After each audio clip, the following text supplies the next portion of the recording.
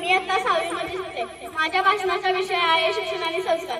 शिक्षण ही एक पवित्र गंगा आहे. मानवी जीवन सुसंस्कारित करण्यासाठी शिक्षणाची आवश्यकता आहे. मानवी मूल्य समाज मनावर बिंबवता येते. आपले हक्क आणि कर्तव्य यांची जाणीव होईल. राजा भगीरथाने परिश्रमाने भगीरथीला भूतलावर प्रवाहित केले, त्याप्रमाणे शिक्षणातून संस्काराची गंगा असेल हिमालयापर्यंत पोहोचवायची आहे.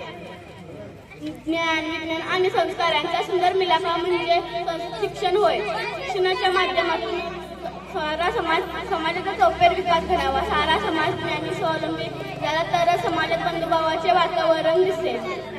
वातावरण शोषणमुक्त समाज निर्माण करता येईल. आपले हक्क आणि कर्तव्य यांची जाणीव निर्माण होईल. शिक्षणाची मूळ भूमिका प्रकृतीकडून संस्कृतीकडे जाण्याची असते. संस्कृती जनहिताचा विचार असतो, म्हणून मानवी जीवन सुरक्षित व संस्कारशील बनवण्याचे काम शिक्षणाचे आहे. स्वराज्य हा माझा जन्मसिद्ध हक्क आहे आणि तो मी मिळवणारच. ही जी कालची घटना आपल्याला हक्काची जाणीव करून देते. करेंगे या मरेंगे या गांधीजींच्या घोषणेतून आपल्याला आपल्या हक्काची कर्तव्याची जाणीव निर्माण होते.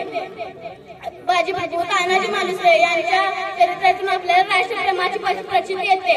तर रामायण महाभारतातून यातून आपल्याला नीतीचे धडे मिळतात. जाता जाता इतकेच बोलेन की माणसानं खूप चांगलं वाचावं, वाचलेलं डोक्यात साठवावं आणि साठवलेलं योग्य वेळेला